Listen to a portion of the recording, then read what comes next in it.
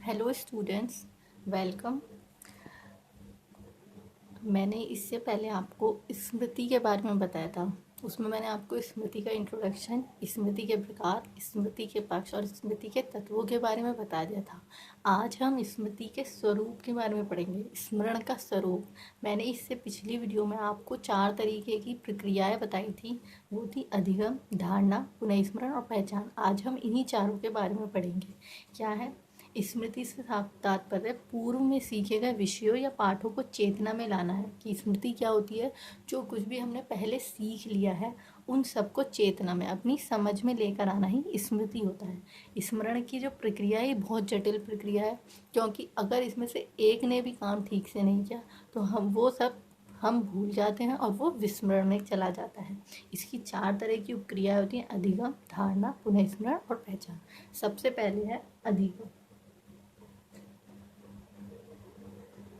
अधिगम मतलब सीखना, लर्निंग।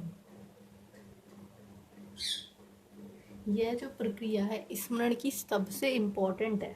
क्यों ये इम्पोर्टेंट इसलिए है क्योंकि अगर अधिगम ही नहीं होगा, अगर हम सीखेंगे नहीं तो हम उसे याद ही कैसे रखेंगे। तो ये सबसे इम्पोर्टेंट प्रक्रिया होती है और इसमें क्या होता है, यह सबसे जटिल प्रक्रिया है।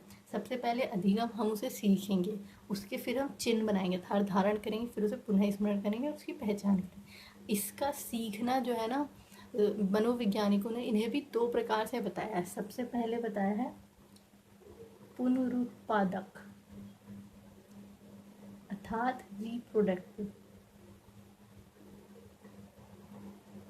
और दूसरा बताया है उत्पादक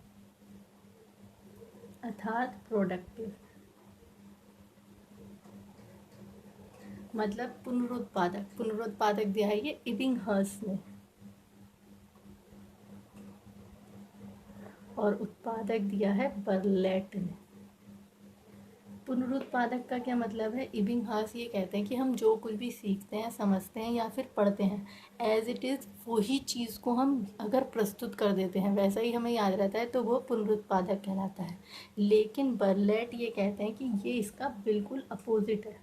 अपोजिट कैसे? बर्लेट कहते हैं कि अगर हम जो कुछ भी सीखते हैं या समझते हैं, हम उसे एज इट इज़ बिल्कुल सेम टू सेम वैसा नहीं कर सकते। आप भी देखते होंगे कि अगर आप बुक्स में पढ़ते हो कुछ भी, तो वो जाके कॉपी में नहीं लिख सकते सेम टू सेम, अपने वर्डों में लिखते हैं। तो मोस्टली बर्लैट का उत्पादक नियम कार्य करता है, लेकिन पुनरुत्पादक भी इबिंगहॉस का कभी मोस्टली काम करता है। जैसे कि कुछ बच्चे होते हैं जो रट्टा मारते हैं।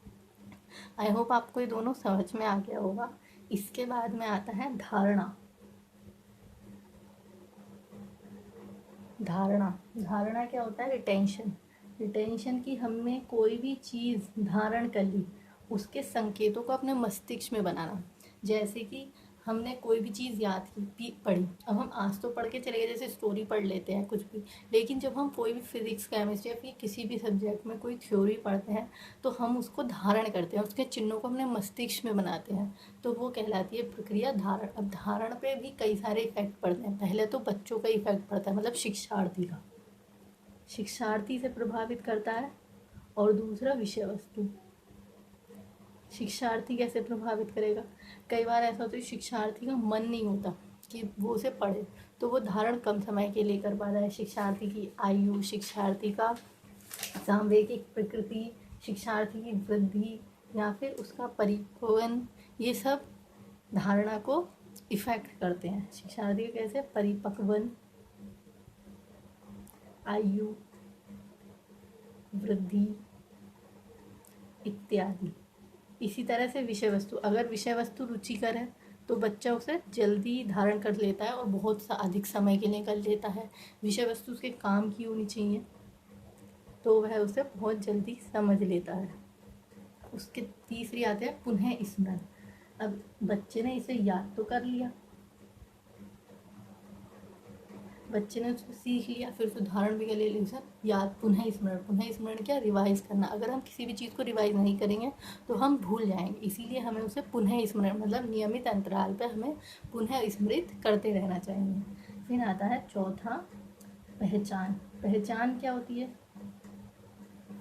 सॉरी, मैं आपको पुनः स्मरण दोबारा बता देती हूँ। पुनः स्मरण वो होता है कि जिसमें हम एक ही चीज़ को मतलब दोबारा से रिवाइज करते रहते हैं। इसका एग्जाम्पल ऐसे कि हर टीचर को चाहिए कि मतलब अगर आप टीचर्स बन जाते हो तो कि आप स्टूडेंट को नियमित अंतराल पे रिवाइज करवाते रहो, वरना वह बच्चा भूल जाएगा। अगला आता है पहचान। पहचान ऐसे होती है कि बच्चे ने जैसे 15 शहरों के नाम याद किए, तो आप उन्हें 25 शहरों के नाम दीजिए। फिर वह उनमें से 15 अगर पहचान कर लेते हैं तो माना जाता है कि हमारी स्मरण का जो स्वरूप है वह कंप्लीट हो गया है। अगर कई बार ऐसा होता है कि बच्चे उन 15 में से 14 चीज़ों को याद कर पाते हैं, तो आप उन्हें पुनः स्मरण करवाइए वो 15 चीज़ें और फिर से पहचान करवाइए। अतः इन चारों का ही एक दूसरे से बहुत ही घनिष्ठ संबंध है, और ये स्मृति, ये जो प्रक्रिया है बहुत ही जटिल प्रक्रिया है, इस पर हमें ध्यान देना चाहिए और इसी के द्वारा हमारी स्मृति मजबूत होती है। तो इसी के साथ हमारा स्मरण का स्वरूप पूरा होता है। आई होप आपको वीडियो पसंद आई होगी। अगर आपको वीडियो पसंद आई then like share and comment and thank you.